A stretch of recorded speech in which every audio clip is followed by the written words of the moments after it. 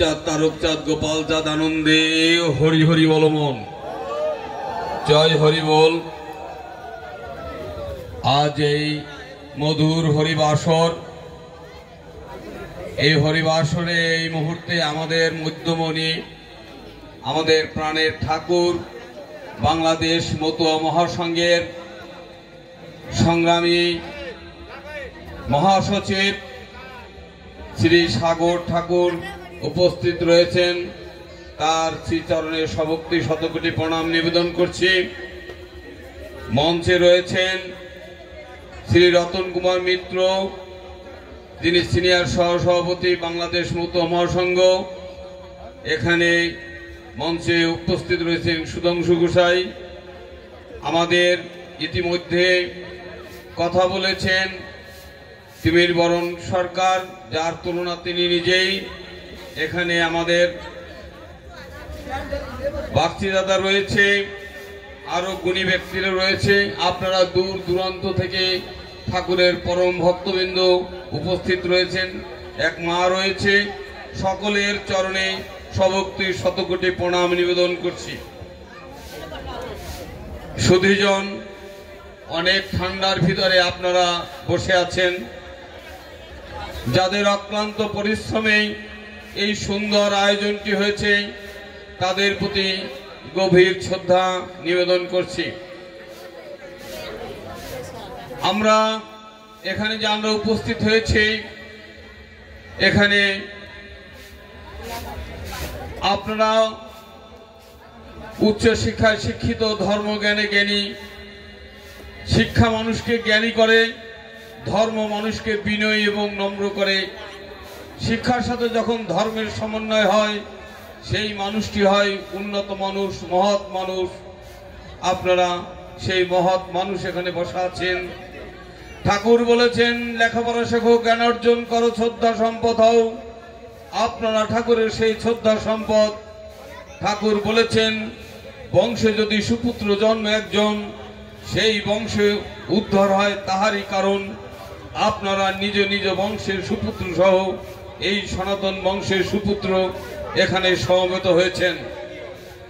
একটি সুসন্তান ওই মা বাবার নয়, ওই সংসারের নয়, ওই সমাজের নয়, ওই দেশের নয়, গোটা মানব জাতির সম্পদ।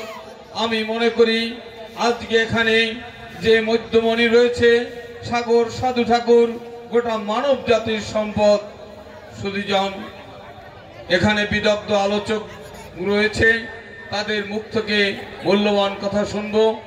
আপনারা পরবর্তীতে যাত্রাপালা শুনবেন, যে ধর্মীয় সেই লীলা কাহিনী ঠাকুরের। সুধাংশু গোস্বামী রামদিয়া থেকে এসেছে, যারা সেই গীতকান্তি দাদারা রয়েছেন, তাদের প্রতি শ্রদ্ধা নিবেদন করছি। আমার কাছে ধর্মটা এমন মনে হয়, মানুষ সৃষ্টির সেরা জীব হয়েও ধর্মের মূল সত্য, ন্যায়, মানবতা, পরার্থপরতা থেকে সরে গিয়ে ভুল পথে চলার কারণে বিশ্বে আজ অশান্ত পরিবেশ বিরাজ করছে।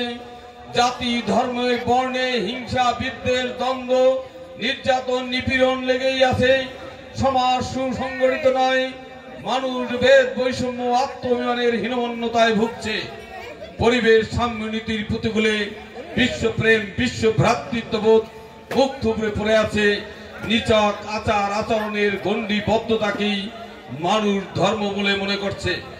নিজের হীন স্বার্থ ও ক্ষুদ্র বাসনা চরিতার্থ করার জন্য মানুষ অন্যের ক্ষতি করতে দ্বিধা করছে না।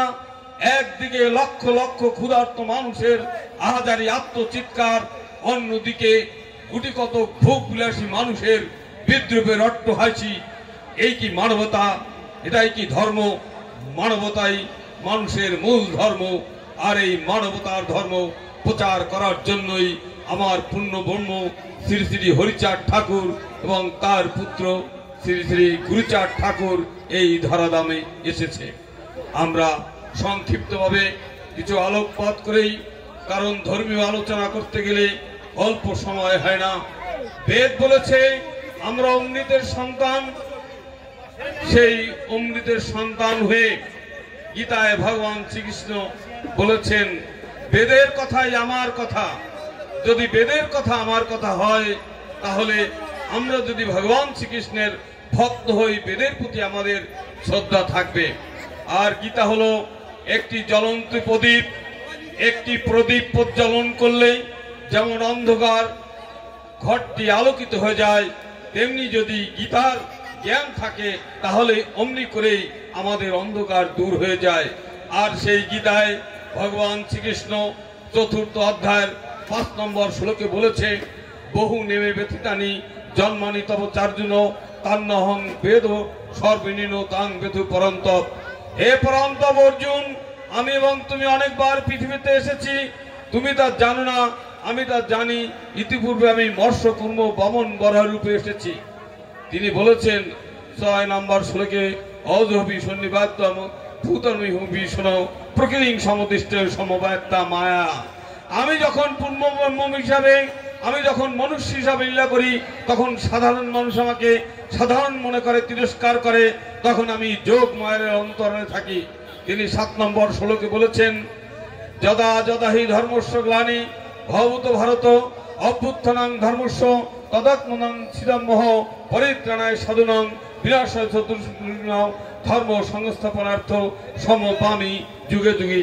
তিনি এই কথাটি 7 নম্বর এবং 8 নম্বর শ্লোকে বললেন, যখন ধর্মের গ্লানি হয়, অধর্মের প্রাদুর্ভাব হয়, তখন আমি আবির্ভূত হই সাধুদের রক্ষা করার জন্য, অসুরদের বিনাশ করার জন্য। তিনি 11 নম্বর শ্লোকে বললেন, যে যথমং প্রবদ্ধান্তে তাং স্তৈবিধব ভজম্মহ মম বর্তানুবর্তান্তে মনুষ্য পার্থ সর্বস্ব। হে পার্থ, যে আমাকে যেভাবেই ভজনা করুক না কেন, মনুষ্যগণ যে পথে অনুসরণ করুক না কেন, সকল পথেই আমাতে পৌঁছাইতে পারে। সমস্ত শাস্ত্রীয় গ্রন্থ এবং ভগবান শ্রীকৃষ্ণকে জিজ্ঞেস করা হলো, ভক্তরা আপনাকে কোন নাম এবং কোন রূপের আরাধনা করবে?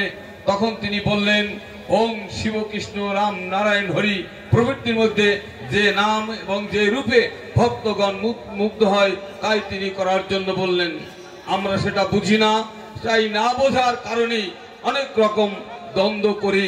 সেই সমস্ত শাস্ত্রীয় প্রমাণে আমার যে তারক সরকার যে কথাগুলো তুলে ধরেছে, রসরাজ তারক সরকার হরিরামৃতে কথাগুলো কিভাবে তুলে ধরেছেন, মায়েরা ভক্তিভাবী বাবারা একটু কথাগুলো শোনেন।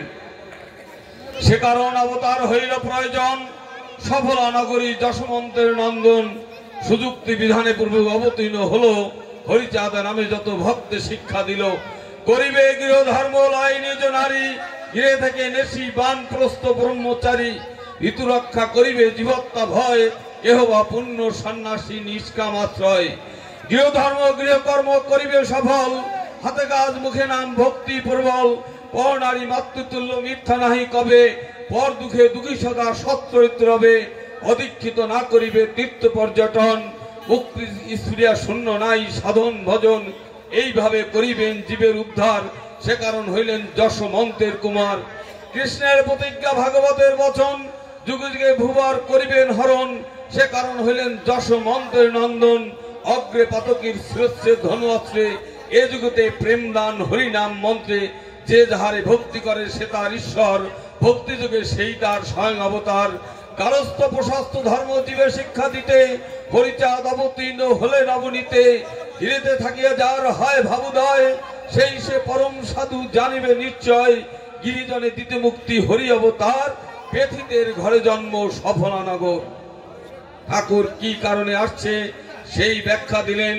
প্রতি অবতারে যুদ্ধ বিগ্রহ করতেছে হয়েছে, রাম অবতারে যুদ্ধ করেছে, কৃষ্ণ অবতারে যুদ্ধ করেছে, গৌরাঙ্গ অবতারে তিনি বলেছিলেন আমি আর যুদ্ধ অস্ত্র ধরব না।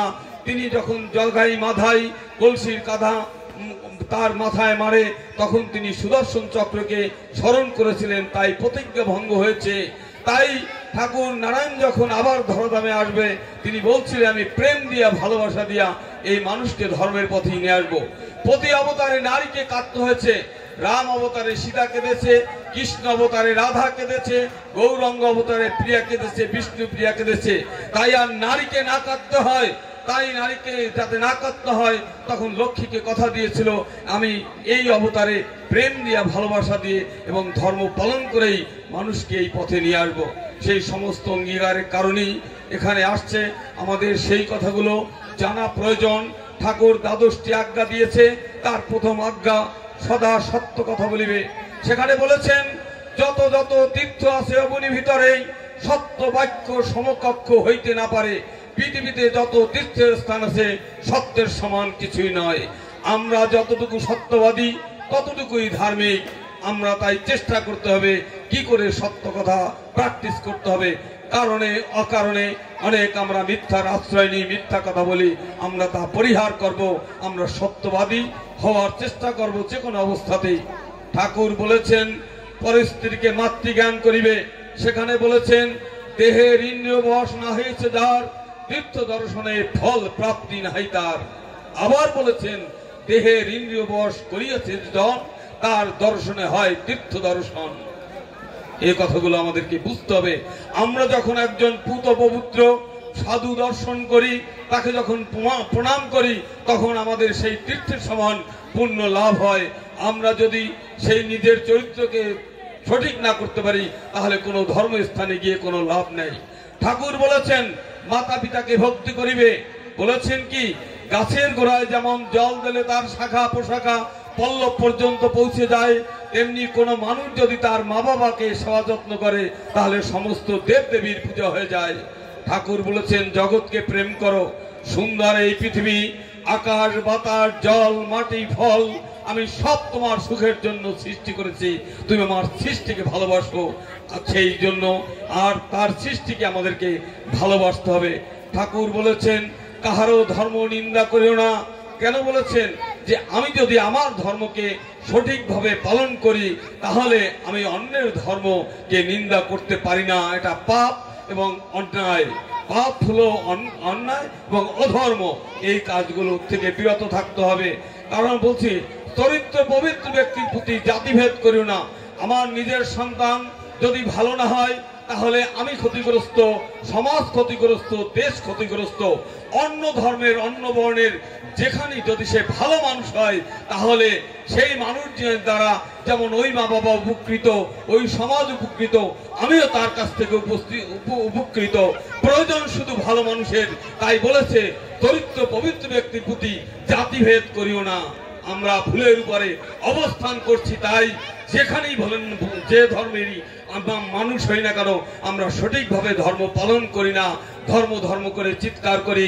আমরা হয়েছি হিন্দু মুসলমান বৌদ্ধ খ্রিস্টান, আমরা মানুষ হই নাই। এই মানুষ হওয়া প্রয়োজন। আর এই মানুষ করার জন্যই আজকে সাগর সাধু ঠাকুর উল্কার মতো ছুটে বেড়াচ্ছে বাংলার এই প্রান্ত থেকে ও প্রান্ত এই সাথীদের নিয়ে কথাগুলো পৌঁছে দেওয়ার জন্য। সুধীজন ঠাকুর যে কথাগুলো বলেছে সেই কথার প্রতি আমার টিমেরটা অনেক কথা বলেছে, আমি তার সাথে একটু সংযোজন করতে চাই এই কারণেই, কারণ আমাদের জানা প্রয়োজন। আপনাদের অনেক কষ্ট হচ্ছে জানি, তবু ভালো লাগা।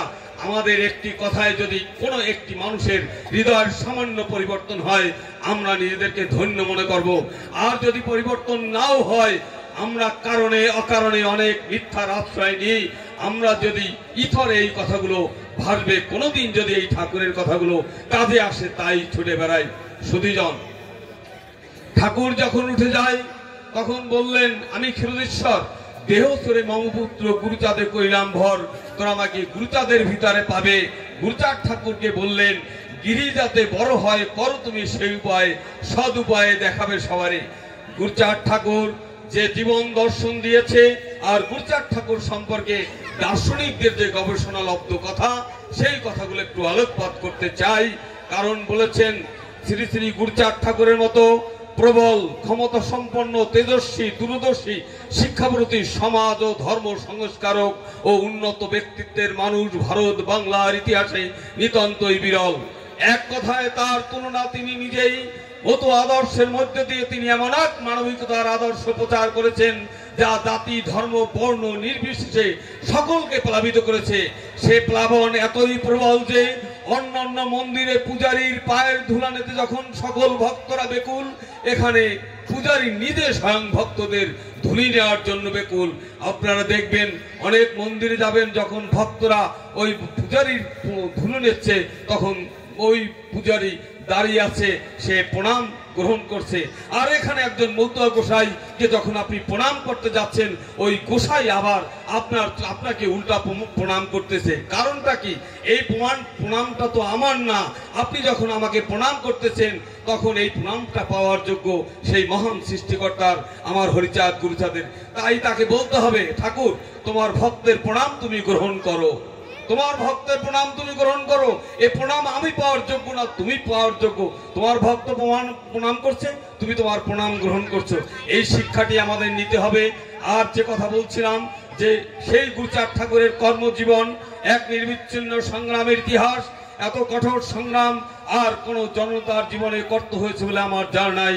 সে সংগ্রাম অশিক্ষাজ্ঞতার বিরুদ্ধে সংগ্রাম, সে সংগ্রাম মূর্খ লাঞ্ছিত পদদলিতকে মনুষ্যত্বে উত্তরণের সংগ্রাম, সে সংগ্রাম অস্পৃশ্য চণ্ডালতের কলঙ্ক মোচনের সংগ্রাম, সে সংগ্রাম ঋণী দরিদ্র কৃষকের ঋণ মুক্তি, অর্থনৈতিক বুনিয়াদ, শিল্প বাণিজ্য সর্ব বিষয়ে আত্মমর্যাদা প্রতিষ্ঠার সংগ্রাম। শ্রী শ্রী গুরুচাঁদ ঠাকুর জানতেন জাগতিক ও অর্থনৈতিক উন্নতির প্রথম সোপান শিক্ষা। তাই তিনি বললেন, খাও বা না খাও তাতে দুঃখ নাই, ছেলে মেয়েকে স্কুলে পাঠাও এই আমি চাই, করিস গিয়া ভিক্ষা তবু চাই শিক্ষা, যদি মানিস মোরে অবিদ্যান সন্তান যেন নাই থাকে ঘরে, বিদ্যা যদি পাও কাহারে ডরাও, কার দ্বারে চাও ভিক্ষা, রাজশক্তি পাবে বেদনা ঘুচিবে, কালে হবে সে পরীক্ষা, যে জাতির ঘরে বিদ্যা নাহি ভরে, দুর্ভাগা জানিবে তারে, ধন মান বৃথা বিদ্যা নাহি যথা, লোকে উপহাস করে তারে, পড়তে হয় নইলে পিছে পড়তে হয়, লড়তে হয় নইলে দাসত্ব করতে হয়, আপন সন্তানকে যে বা বিদ্যা শিক্ষা দেয়, পিতৃপুরুষের আশীর্বাদ সে পায়, বিদ্যা তারে যদি কেহ করে কিছু দান, সেই বংশে নিশ্চিত জন্মিবে বিদ্যান, বিদ্যা ধর্ম বিদ্যা কর্ম বিদ্যা সর্বসার, বিদ্যা বিনা জাতির নাহিক উদ্ধার। এইভাবে তিনি বললেন তোমরা পরিশ্রমী হও, অর্থনীতি মুক্তি, সৎভাবে তোমরা অর্থ উপার্জন করো। বলছে তখন কৃষক ছিল, কৃষকদের বললেন বন দিয়া কৃষি করো পুজো মাটি মায়, মনে রেখো বেঁচে আছো মাটিরও কৃপায়, কারণ মাটির কৃপায় আমরা বেঁচে আছি। মাটি যদি ফসল না দেয় তাহলে আমরা খেতে পারি না, আমরা জীবন আমাদের বাঁচবে না। তাই কৃষকদের উদ্বুদ্ধ করার জন্য এই কথা বললেন। আবার বললেন কি, অতিবৃষ্টি অনাবৃষ্টিতে তোমাদের ফসল নষ্ট হয়ে যেতে পারে, তাই বাণিজ্যে বসতি লক্ষ্মী মানি অন্তরে, তোমরা ব্যবসা বাণিজ্য করো। সমাজ সংস্কারের কথা বললেন। কেন বললেন? সমাজে বিভেদ বৈষম্য এটা দূর করা প্রয়োজন। আমি বিস্তারিত ব্যাখ্যায় যাব না, শুধু বলতে চাই তিনি যে জীবন দর্শন দিয়েছে সেই কথাগুলো কি বলছে দেখেন। বলছেন কি, মত দর্শনটা আমাদের হৃদয়ঙ্গম করতে হবে।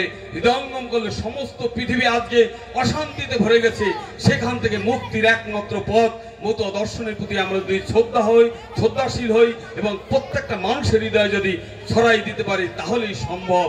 কেন বলেছি দেখেন, কি বলছেন দেখেন। বলছে অহিংসা পরম সত্য জাগিল হৃদয়, নাহিংসা নাহি দেশ, এক জাতি এক দেশ, তেলি মালি কুম্ভকর জোলা তাঁতি মালাকার ব্রাহ্মণ কায়স্থ বৈদ্য আর অসরণ অবসাদ, ব্যথিত মুসলমান হলো কত আগুয়ান, হরিচাঁদে পেয়ে বলে মোরা এক, জাতিভাগ মোট্ঠাই পাবে না কখন, লড়াকারে ভুয়ান্ডলে যতজন আছে, এক জাতি বলে মান্য পাবে মোর কাছে, আমার পিতার ভক্ত আছে যতজন, এক জাতি বলে তারা হয়েছে গণন, লোকাচারে তারা কেহ কায়স্থ ব্রাহ্মণ, মতুয়ার বৈদ্য তাহা নাহি নিরূপণ, মতুয়া সকলে এক জাতিভেদ নাই, শোনো ভাই ধর্ম বিনা গতি নাই, ধর্ম ছাড়া মননে কেন আনোটানি, মিথ্যাচার বেবিচার করিয়াছ অন্তসার, পবিত্র মানব কুলে কলঙ্ক পড়িল, নর হয়ে পশু ভাবে পাপে মজে দিন যাবে, তার লাগি বিধাতা কি তোমারে গড়িল, আচার মানিয়া শ্রেষ্ঠ হলে সবে পথভ্রষ্ট, পবিত্র চরিত্রে কলঙ্ক পড়িল, বাহিরে পরমানন্দ অন্তরে ক্লেদ গন্ধ, ধর্ম নহে এত সোজা পাপ কি মাথার বোঝা, ইচ্ছা মাত্রে ফেলে দিয়ে হইবে খালাস, পাপ চিন্তা পাপ কথা ছেড়ে দাও মলিনতা, পবিত্র চরিত্রে পাইবে সম্বল, ঘরে ঘরে দিল শিক্ষা পবিত্র চরিত্র দীক্ষা, হাতে কাজ মুখে নাম পিতা দিল মুখ্য নাম, ঘরে ঘরে হরিনাম করিল প্রচার। আবার বললেন কি দেখেন, মানব জীবন দেখো বহু দুঃখে ভরা, জন্ম মৃত্যু আদি বেদি পাপ তাপ জরা, অমরত্ব পেতে দেখো কত মুনি ঋষি, অনাহারে অনিদ্রায় কষ্ট সহে বসি, তবু সকলের ভাগ্যে অমরত্ব নয়, অমরত্ব পেতে দেখো কত জন্ম কেটে যায়, মান যশ দণ্ড ভয় করি অবহেলা, সত্যকে বহিয়া শিরে দৃঢ় পদে চলা, অহিংসা নীতির গতি চলে সর্বপথে, কিবা ধর্ম কিবা কর্ম কিবা রাজনীতি, অসতের সঙ্গচারী কর হরি নাম, নামে দিবে প্রেম সুধা পুণ্য মনস কাম, অসৎ যেটা থাকে সেটা নাম নাহি ফলে, ভবিষ্যতে অসতের নিয়নার দলে, বিপ্র যদি মনে প্রাণে তপশালী হয়, রাজা যদি সত্যপথে রাজত্ব চালায়, নারী যদি পতিব্রতা হয় মনে প্রাণে, ধর্ম সদা রক্ষা করে সেই সব জনে, অধিক সরল শুনে সবে বলি, পবিত্র জনের কবু নাই সয়ে কলি, চরিত্র পবিত্র রাখি নর হয় মহাসখী, সদা থাকে কমলাখি হৃদয়ে তাহার, বেবিচারী যেই নর কিছুতে নাহি উদ্ধার, পূর্বপুরুষে করে তারে অভিশাপ, সতী নারী মানবের পরম সম্পদ, সতীর গুণেতে পতি পায় মুক্তিপথ, সতী শূন্য গৃহ দেখো শ্মশানের প্রায়, যেই ঘরে নাহি সতী তাহা তো অরণ্য, সেই জন্য বলিয়াছি সতী তুমি ধন্য, শোনো গোপাল আমি বলি তব ঠাই, সতী রমণীর গুণের সীমা নাই, যেটা সতী সেটা ধর্ম জানিও নিশ্চয়। এইভাবে বললেন, জীবন দর্শন দিলেন কি জন্ম থেকে মৃত্যু পর্যন্ত, সকাল থেকে রাত পর্যন্ত আমাদের জীবন কিভাবে চলবে সেই কথাগুলো ঠাকুর তুলে ধরলেন। বললেন কি, ব্রহ্ম মুহূর্ত কালে শয্যা ছাড়ি দাও, পতিপত্নী এক সনে হরি গুণ গাও, পতিরে প্রণাম করি করো প্রাত স্নান, শ্রী হরি মন্দিরে পূজা করো অধিষ্ঠান, নর নারী প্রাত স্নান অবশ্য করিবে, অপবিত্র ভাবে কেহ কবু না চলিবে, রাস্তাঘাট পায়খানা করো বন্দোবস্ত, এই সব জিনিস কিন্তু লাগিবে প্রশস্ত, লজ্জা বটে নারী পক্ষে একটি ভূষণ, অনর্থক লজ্জা কিন্তু নিন্দার কারণ, পরান্ন গ্রহণ অবাধ ভ্রমণ নারীর পক্ষেতে মানা, সুপাক নারীর পক্ষে অতি বড় গুণ, গৃহস্থালী সকল কর্মে সাজিবে নিপুণ, অবসর কালে করো ধর্মগ্রন্থ পাঠ, নর নারী দেবাহ মিথ্যা বলিবে না, সত্য বিনা ধর্মীকে ফল ফলিবে না, নরে করো সাধুপথে অর্থ উপার্জন, অর্থ আয় মানামান ভেব না কখন,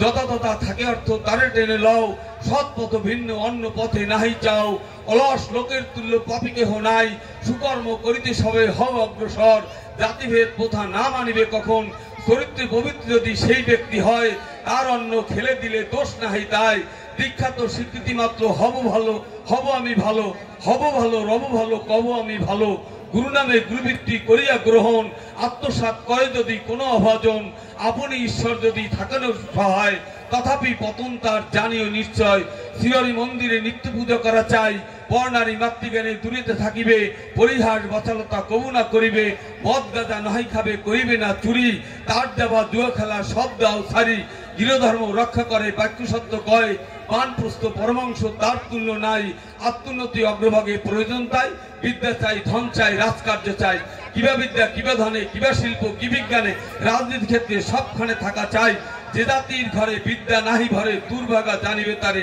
হরি বলে ডঙ্কা মারো শঙ্কা করো কারে, শ্রীহরি সহায় হয়ে সাথে সাথে ফিরে, শ্রীহরি মন্দিরে তার নিত্য সংকীর্তন, ধন্য সতী সদা করে পতির পূজন, ঘর দ্বার পরিষ্কার আশ্রমে প্রায়, সেই তীর্থে বাস করে লক্ষ্মী নারায়ণ, বেদের বচনিয়া না হইবে লঙ্ঘন, পবিত্রতার সত্যবাক্য মানুষে বিশ্বাস, তিন রত্ন আছে যার হরিতার বশ, সব তথ্য মূলে এক তথ্য জানসার, যথা ধর্ম তথা জয় জানিও নিশ্চয়। সুধীজন, আজ আর কথা বাড়াবো না, বলতে গেলে 2-1 ঘন্টা ফুরাবে না, এখানে ঠাকুরের মুখে কথা শুনবো, দাদা রয়েছে তাদের মুখে কথা শুনবো, প্রধান বক্তা রয়েছে আমাদের আশিস দাদা, আশিস কুমার বাচ্চি দাদা, অনেক ভালো আলোচক, আমি তার অনেক প্রোগ্রাম করেছি শুনেছি, তার মধ্যে থেকে আমরা মূল্যবান কথা শুধু আমরা বলতে চাই, আমাদেরকে বুঝতে হবে। আমি আরেকটু কথা, আমরা যখন মাঠের ভিতরে হাঁটি তখন দেখি এই জমিখণ্ড আমার ওই জমিখণ্ড অন্যের, যখন একটু উপরে উঠি তখন এই বাড়িটা আমার ওই বাড়িটি অন্যের, যখন অনেক উপরে উঠি তখন দেখি সব সমান, সব সমান। আমাদেরকে বুঝতে হবে জ্ঞানের আমাদের অজ্ঞতাই হলো মূলজি। আমরা যদি এক কলসি দুধ পুকুরে ঢেলে দেই কিছু পরে দেখা যাবে না, ওই দুধ কলসি যদি খালে ঢেলে দেই দেখা যাবে না, নদীতে ফেলে দিলে দেখা যাবে না। দুষ্ট কলসিকে যদি মৈথন করে আমরা যদি সেই মহাসমুদ্রের ঢের ভিতরে ফেলে দিই তাহলে এই কখনোই সে ডুবে যাবে না, সে ভাসতেই থাকবে, ভাসতেই থাকবে। সকল ধর্মের সার কথাগুলো হলো মানুষের কল্যাণ। সেই মানুষের কল্যাণ যদি সমস্ত ধর্মের মানুষ পালন করত তাহলে আর হিংসা বিদ্বেষ হানাহানি থাকতো না। আসুন সেই আমরা মাখন তৈরি করে মহাসমুদ্রে সেই ধর্মের সার কোথাও ছেড়ে দেই। যারা আমার কথাগুলো দূর থেকে শুনছেন এবং যারা আসতে পারেন নাই, এসেছিলেন, সকলের সুন্দর জীবন সুস্বাস্থ্য কামনা করে এখানে সকল আয়োজক বৃন্দের প্রতি আমার গভীর শ্রদ্ধা এবং প্রণাম জানিয়ে আমি আমার কথা এখানে বিশ্রাম করছি। জয় জয় হরিচাঁদ, গুরুচাঁদ, তারকচাঁদ, গোপাল চাঁদ, আনন্দে হরি হরি বলবন। জয় হরি বল, জয় হরি। ধন্যবাদ শ্রী প্রশান্ত কুমার হালদার মহাশয়কে, সভাপতি খুলনা জেলা মতুয়া মহাসংঘ। শুধু ভক্তবৃন্দ, আমরা দুজন বিদগ্ধ আলোচকের জ্ঞানগর্ভ ধর্মীয় আলোচনা শুনলাম। আমাদের আরো বেশ কয়েকজন আলোচক রয়েছেন। আমরা এ পর্যায়ে আমাদের মঞ্চে উপবিষ্ট রয়েছেন অত্যন্ত গুণী শিল্পী, বাংলাদেশ বেতারের শিল্পী শ্রী শঙ্কর দাস শানু। আবার যদি